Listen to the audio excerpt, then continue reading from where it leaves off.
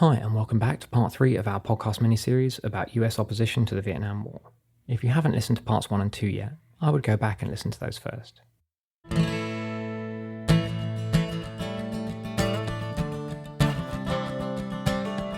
At the conclusion of our last episode, Vivian Rothstein and Cora Weiss spoke about the importance of autonomous women's organising, both in Vietnam and in the US. Similarly, for Amali Yeshitela, black people in the US had to fight to have their demands heeded by the predominantly white-led movement.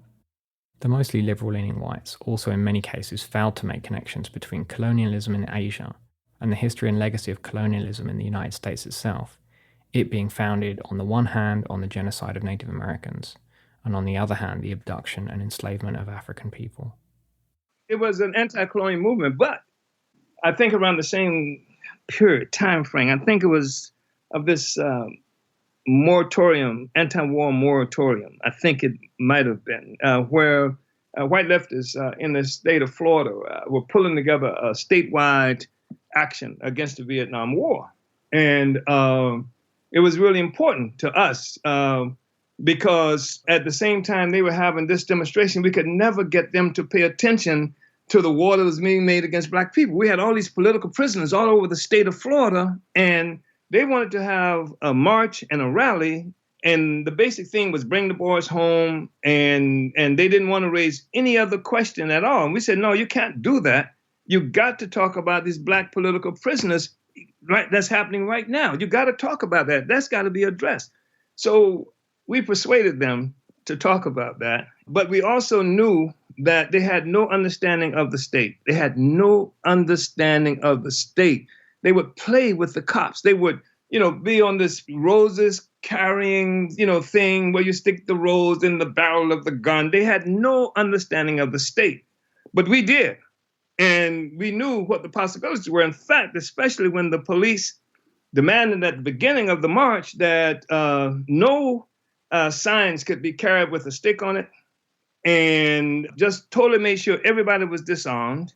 And then when we got to this park, Stroud Park, in St. Petersburg, Florida, named, by the way, for a white man who participated, a very rich white man who participated in the lynching of an African in the city of St. Petersburg in the early part of the 20th century. We get to Stroud Park, and people began to speak on the platform. And one speaker, who at the time was somebody we were very close to, made the statement, bring the damn war home, something to that effect. And when he's finished speaking, he came and he sat down.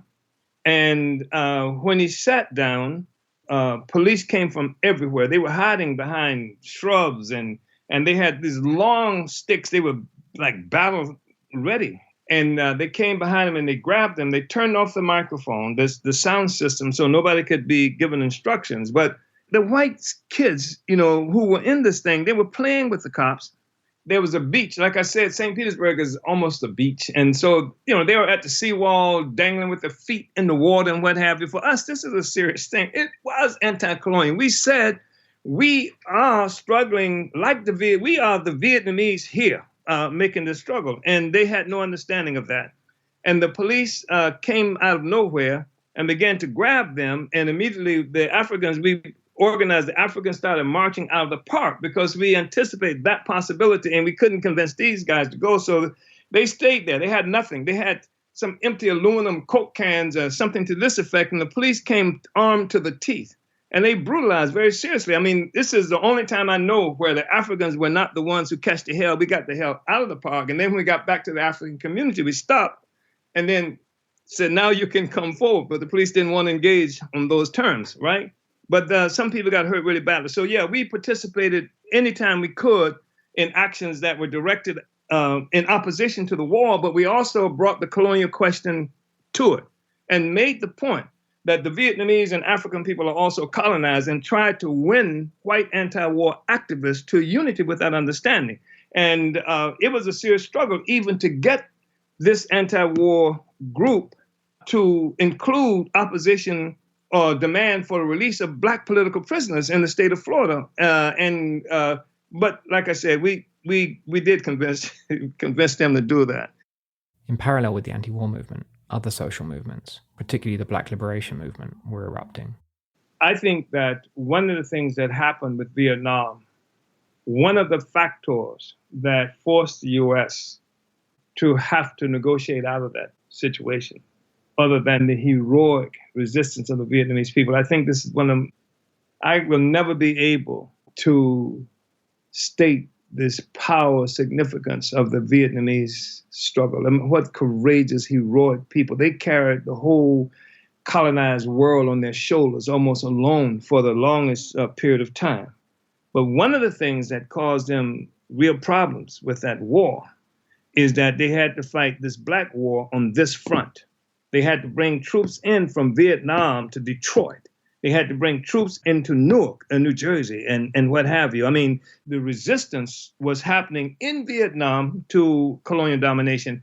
It was happening in the United States to colonial domination. But unfortunately, most of the whites were not able to recognize the colonial domination of African people.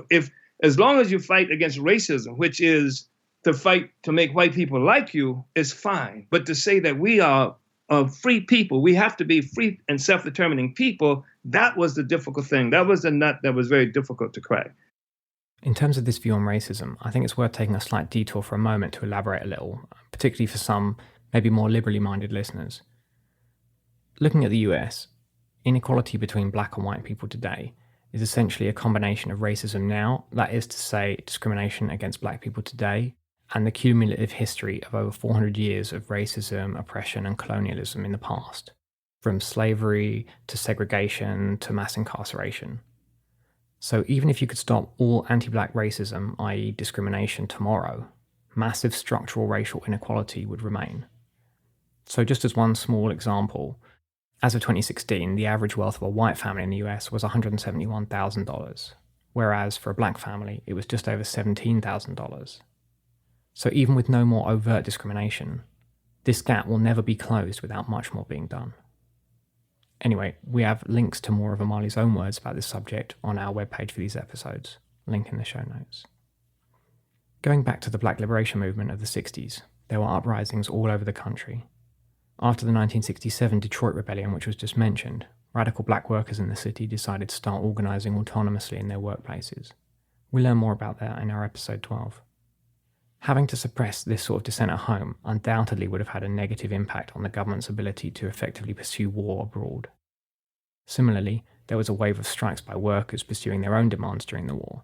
We talk about these in a lot more detail in our podcast episode 7. As while these weren't political strikes against the war as such, big strikes in essential industries like mining, transport, postal services, auto manufacturing and public services would also cause more problems for the state.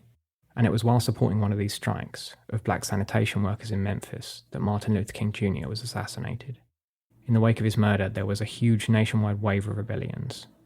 Nearly 60,000 National Guard and Army troops would end up being deployed to repress it. Protests even took place across Vietnam by US service personnel, as recounted by Leland Nobinsky in the bonus episode for part 2 of this series. All of this had a very negative impact on the morale of US troops, particularly African Americans. For Michael Novick as a student in New York, the struggle against the war also went hand in hand with struggles of Puerto Rican and black students, but this understanding wasn't shared by all of his fellow white students. Towards the end of my senior year, the whole issue of both at the city school system, there were struggles over community control of the schools because the schools were failing to meet the needs of black and Puerto Rican students. And then at the university level, City University of New York, as they say, there were Brooklyn College, Queens College, City College in Manhattan, Borough College, a series of also community colleges that were all part of that system.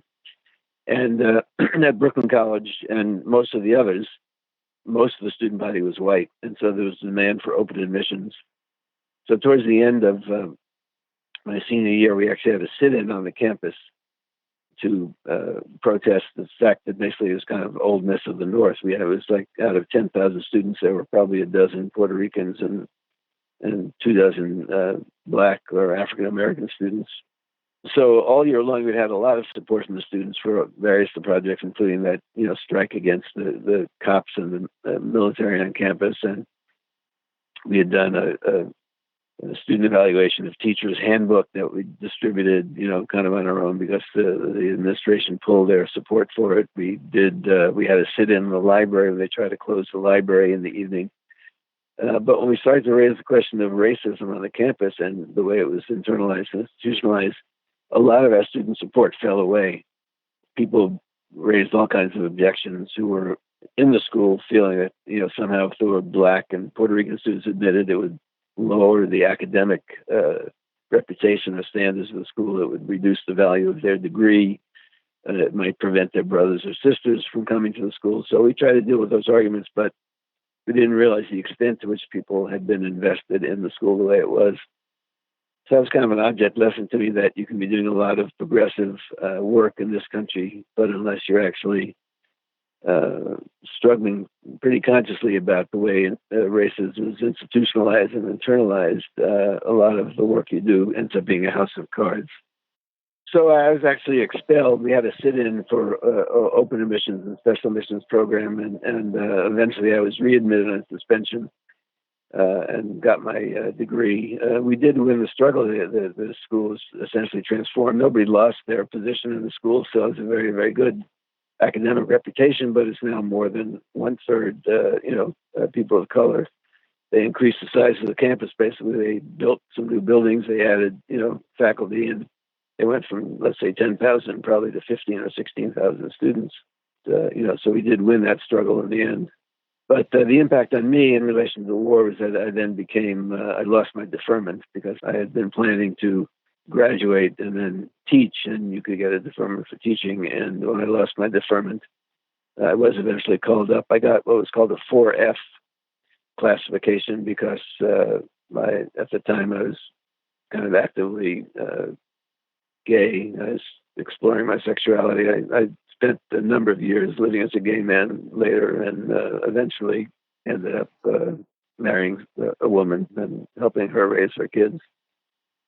But at the time, they did not, it wasn't even don't ask, don't tell. It was, no, if you're deviant, as they thought of it, you're not allowed in the military.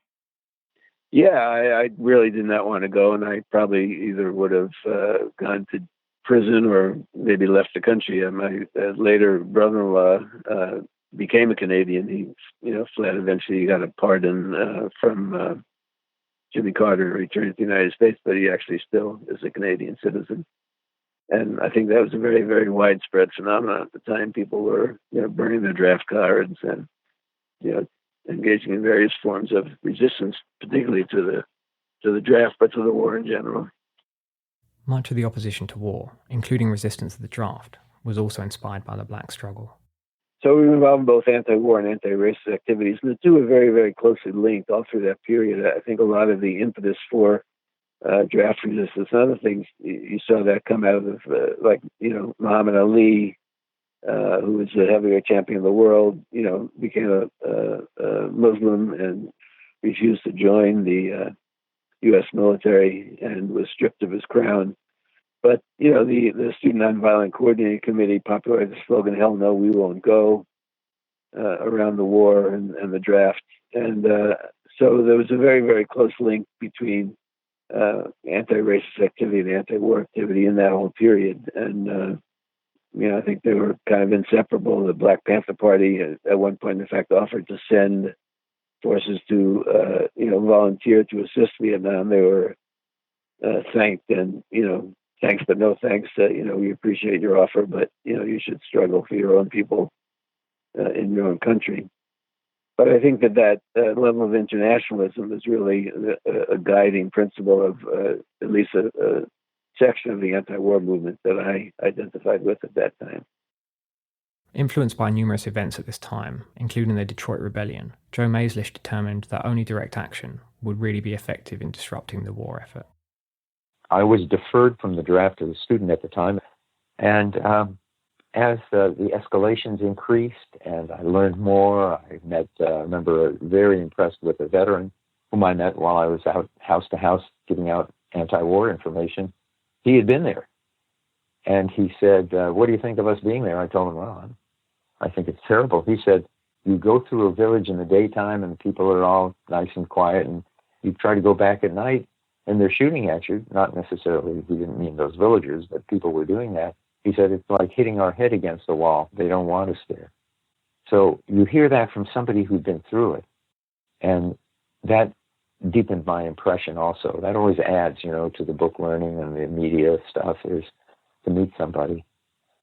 During those couple of years, I became aware of the resistance in the military, that I was deferred from the draft as a continuing graduate student, but my brother graduated as an undergraduate, and at that time, even if you were going to become a graduate student, you might be drafted, so he started to sweat filling out this form that he was saying he was a conscientious objector to participation in war. And he was just sweating his way through that, and I thought, this is terrible. This is bothering my brother. Whether it ever bothers me or not directly, I don't know. And some of my students, when I was a teaching assistant, also were under pressure. I remember one guy saying that he was working nights at the post office so that he could have enough funds to be a student taking enough number of units in his studies to be able to continue his full-time student status and his draft deferment. Actually, two of my students later became draft resistors also. One of them imprisoned, and part of his prison time was in the same place that I was doing some of mine. I don't think it's what they learned from me. They just developed along in the same direction. My draft confrontation actually was continuing all the time, because maintaining my student deferment and applying, I think, every year, maybe sometimes a couple times a year, I'm not sure, to say, oh, yes, I'm still a graduate student. That was an ongoing thing. But you try to keep it, at least I did, try to keep it out of my consciousness a lot. However, in 1966, one of the people who had been a student of mine and whose letters from the South to his girlfriend I read as part of my radio program, a couple of these folks got together and said, we need to have an open, conscious movement to reject the draft, including rejecting deferred status in the draft. In other words, giving up our protected status and just plain saying we're having nothing to do with this, with the likely consequence of imprisonment. And I thought, well, that would be a good thing to consider.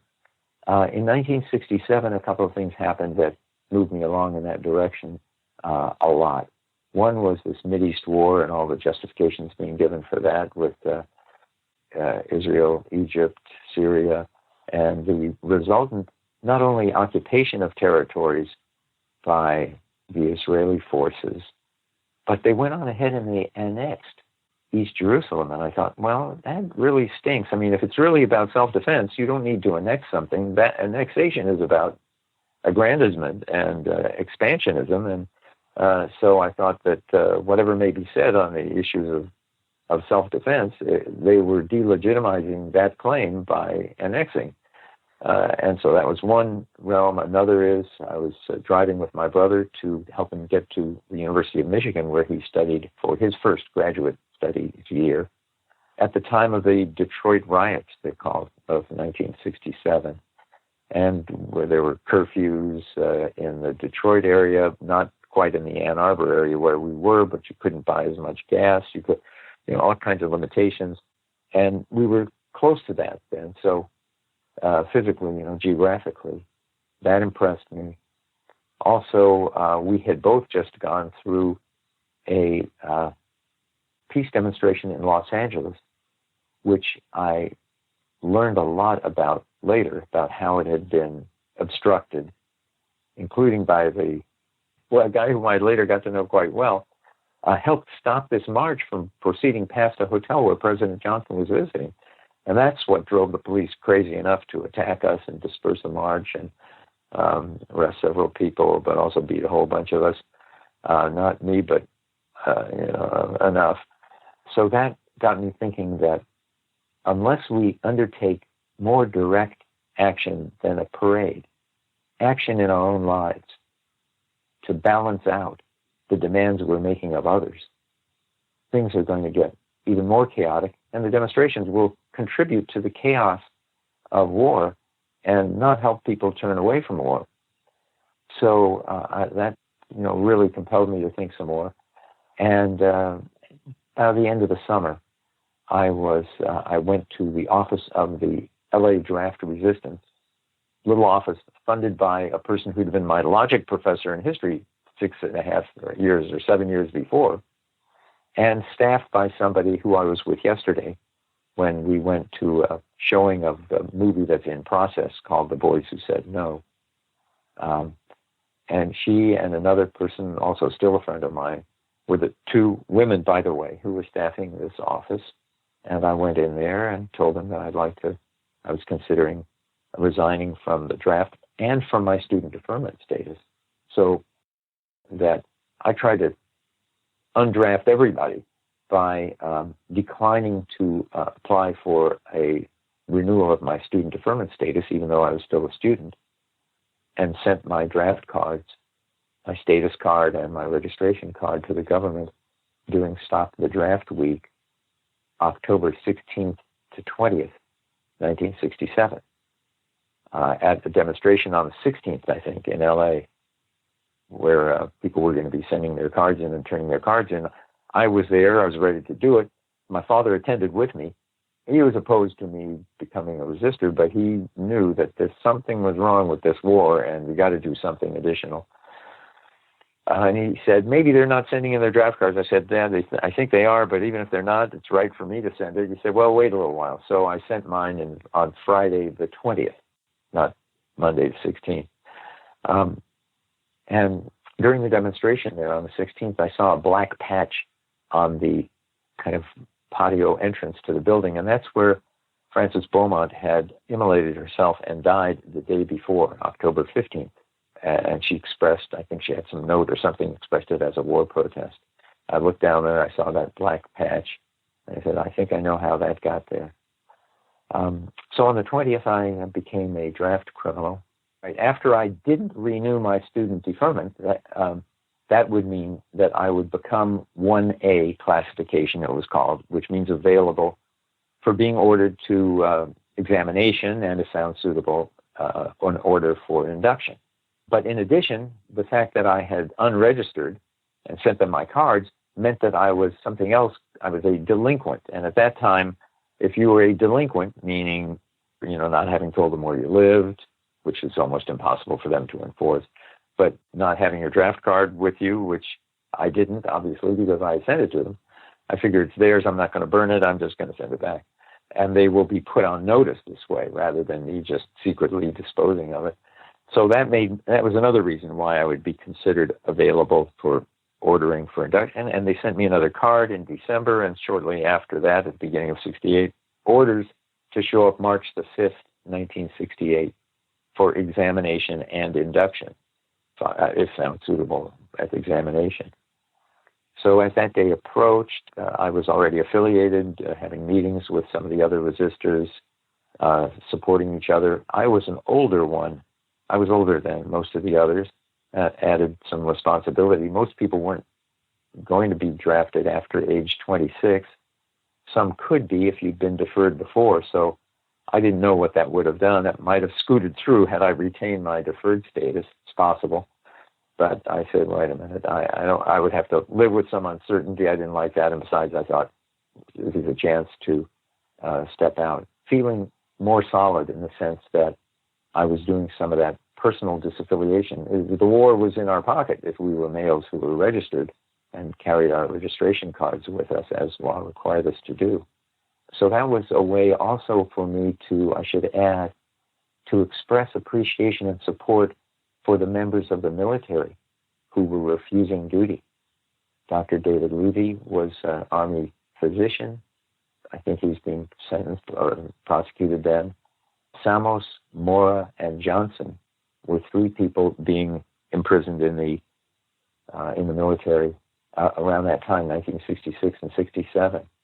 And I thought this is very helpful for discouraging the war planners. And also, but it was a tremendous step on their part, and I knew they were going to be facing a much worse justice system than I. And again, hearing from a Green Beret who resigned, Donald Duncan, who said in a much later interview, he said, we did the job right, but the job was not right about his participation in the war in Vietnam. So all of these things were weighing on me, and my own rejection of the system seemed to be a way to join them in what they were doing. By the way, the 1967 declaration of Dr. King against the war was helpful to me too, although I knew that he'd made some statements opposing it before, but that was his big public statement. Joe then just continued his refusal until he was eventually ordered to appear. So during that period, I was a delinquent. I was ordered to show up March the 5th. My father actually came with me. My mother was living then, but she didn't come to any of this. She was very worried about it. My father came with me, and we stood with another young resistor named Christian Hayden, whose father was a decorated World War II veteran and a famous movie star, Sterling Hayden. Christian and I had our signs. We didn't go in to the induction center. Many people who were going to be refusers did go in and went through the process, and when ordered to step forward and take the oath of entry into the military, oath of induction, did not do it. They refused. We stayed outside, gave out leaflets to people, had some signs with us, and many of our supporters were there too. So it was a nice crowd of, 30 or so people, quite a few.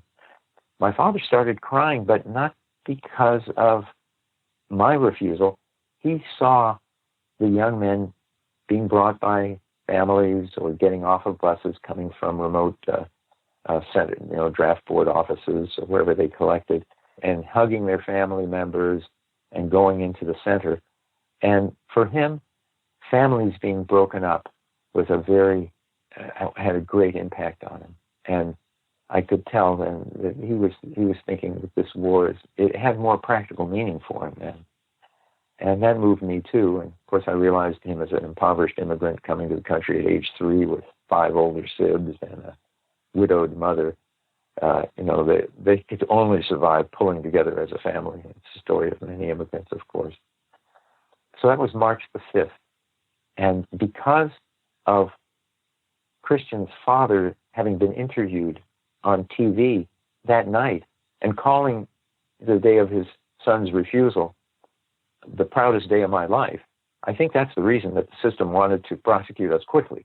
Usually they had a lag of about 5 or 6 months. There were so many refusers. Half the federal cases in federal courts were about draft. So I think because of that, they indicted us at the end of that month, March 1968. But to be fair, they didn't indict just us. They indicted about 10 other people who refused, who had been planning legal cases, claims that they were improperly denied conscientious objector status, things like that. They were kind of upset because they thought they'd have more time before they went to trial. So Christian and I started to have hearings, showed up in May of that year, and my trial was in June. Christian had a few hearings, and I think the system stumbled over itself, and I don't even think it gave him a trial, but maybe they did. I just don't know, because I was preoccupied and being imprisoned. So that was the refusal, and immediately after, being indicted. And I was remaining a teaching assistant, something I enjoyed very much in teaching U.S. history, as a kind of additional discussion sections to the lectures that were given by the regular professors. But I was not making headway on preparing a doctoral dissertation. I had passed my examinations for that. This other part was tomb enchanting, I guess, or whatever. And so in June, I was prosecuted, 1-day trial, quite brief. Prosecutor and the judge said I couldn't talk about the war, which I hadn't planned to do anyway, just to talk about the obligation to resist. And so I was convicted, and the judge asked me, would August the 12th be good for sentencing? He was going to take a vacation somewhere from between June 18th, a couple of weeks somewhere in there. And the spirit of humor got to me, and I told him that, and I thought, well, is any day going to be good for sentencing? No. How can it be? It's a day of sentencing. That's no good. So I told him that it would be no worse than any other day, Your Honor. And of course, the courtroom and my supporters laughed. I don't know if the judge did or not. I don't recall. And then August 12th came around, and I was sentenced as the judge had predicted. He said, well, I've told you that what the sentence would probably be, likely be a sentence, and you have anything to say? And I said, well, I'm not hurting anybody. I can't see how my imprisonment is necessary. He said, well, I have obligation under the law. And I told him that the law does not have any minimum sentence for this, which is true. At a maximum of 5, and the minimum could be just as little as 0 or some kind of probationary thing. Anyway, he sentenced me to 3 years, forgot to tell me to report to the marshal's office. So I walked outside with some of my friends and sat around, but didn't try to leave. I just said, let's go out into the sun. And we sat outside. Well, maybe I said, let's go to the beach, but I didn't try to go to the beach. And a couple of U.S. Marshals came, and my friends didn't block them from getting to me. They might have thought my father was blocking them, because he stepped forward and asked to be the one to put handcuffs on me. Now, that's most interesting, I thought, because, of course, he didn't want them to hurt me with putting handcuffs on too strongly. And I'm sure it's just quite an emotional moment. But one of them pushed him, actually kind of struck him in the chest, and that got me upset. So I just went limp, not because I had planned to go limp, but because I needed to have a physical response to the person pushing my father. And they picked me up and pulled me into the building, the very place where I had paraded around with a dozen others in the drizzle in 1965, that I told you about as my first specifically anti-Vietnam War action. And so from there, various jails, and I was actually in half of the existing federal imprisonment institutions that existed at that time. For odd reasons, I was transferred around quite a lot, but I didn't know that was coming at the time. So I was in the Los Angeles County Jail for about 10 days. And then because my friends sang songs outside one of the jails, and prisoners, wasn't one of those sealed jails, prisoners could hear them and cheered and shouted and everything. I think that's the reason that maybe the Los Angeles County deputies who ran the jail told the federal marshals to take me away. So they took me to another county for a day, then back to the LA jail to be taken with a couple of other prisoners east towards the federal prison camp, which was my first assignment. So this is what happened in my trial and processing by the justice system. Joe Maislish was one of the just over 3,000 people jailed for draft resistance, out of the nearly 9,000 who were convicted, out of the 500,000 odd resistors. He was transferred around many different federal prisons. But as in the case of Al Glatkowski, an anti-war mutineer in prison around the same time who we talked to around our episodes 21 to 24, Joe and other activists got involved in resistance within the prison system itself. I was expelled during a strike which I did not have anything to do with organizing. This was a male portion of a prison, and there was a female portion adjacent, and word had gotten to us that some of the females were having their own kind of strike and sit-in, and using a tactic they had learned from some peace prisoners who had been imprisoned for spilling blood on the floor in a military courtroom when some military refusers were being tried. Well, the other women at that prison used a tactic of kind of grouping together, living in one house. They had cottages where the women stayed in the women's section of the prison. And something had happened there.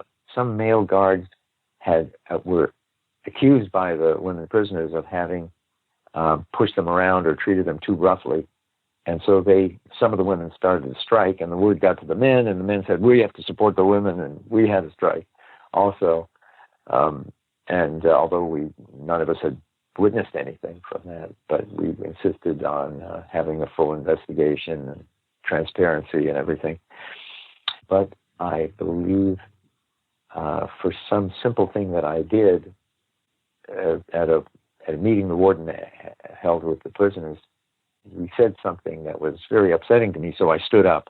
And I think that's the reason that I was put on this bus with 23 others and sent on a 16-hour bus ride to the prison in West Texas.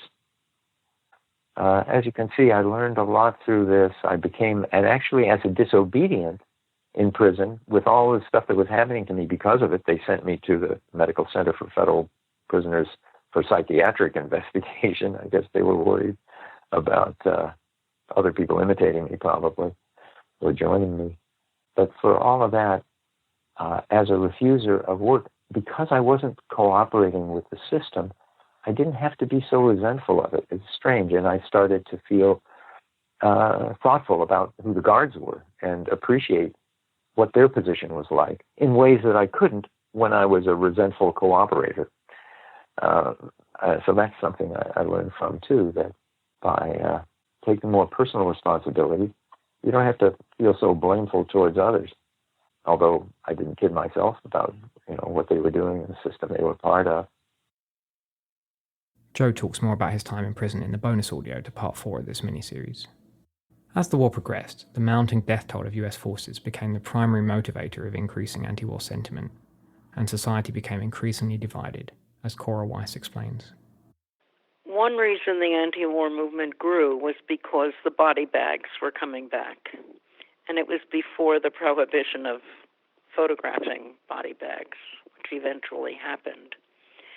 But with increasing body bags and burials at Arlington Cemetery and in community cemeteries across the country, the anti-war movement grew.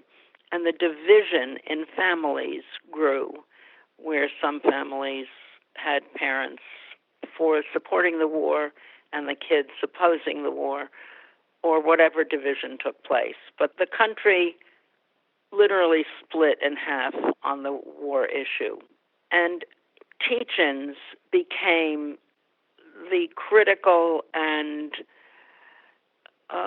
most important way of beginning this anti-war movement and gaining an intelligent and educated community of people to oppose it. And I spoke at teach-ins, and other women did too, although they were mostly teach-ins run by men. Perhaps the most famous example of the extent of division in the country was the Hard Hat Riot, during which 200 construction workers armed with clubs attacked young people protesting against the war. The attack was organised by the New York State AFL-CIO Union Confederation in conjunction with the White House. But opposition to the war kept increasing, as did state harassment and repression of anti-war activists. Oh, it was awful. And if the anti-war movement became aggressive, the authorities were aggressive, and people were arrested, and people were bailed out. There was a lot of legal support. There were always legal observers at demonstrations, at marches, who were volunteers. There's suppression all the time when there's protest, but as Edward R. Murrow, who was one of our most extraordinary journalists and radio broadcasters, said, dissent is not disloyal. We're pretty sure our telephone was tapped, and the tapping became very annoying because it either cut out the phone or crackled on the phone. It interfered. So that was one thing. Our mailman told us that there was a mail tap on our mail. He and his wife were in the anti-war movement. But we persisted. There's no alternative.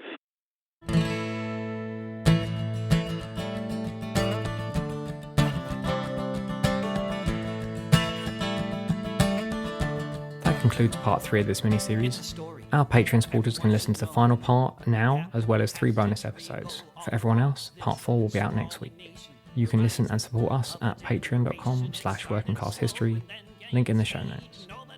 We've got more info, further reading, sources, photos, links, and more on the webpage for this episode. Check it out through the link in the show notes. To everyone who already supports us on Patreon, we are extremely grateful, as your support makes this podcast possible. Thanks to David Rovics for providing the theme music for this episode. They couldn't stand by. Links to that in the show notes. Thanks to Jesse French for editing this miniseries, and to you, thanks for listening, and catch you next time. War games, recruitment centers up in flames. Light a match, then in a flash, draft cards turned to ash. Thousands moved across the border. refusing military orders, every army base in the U.S.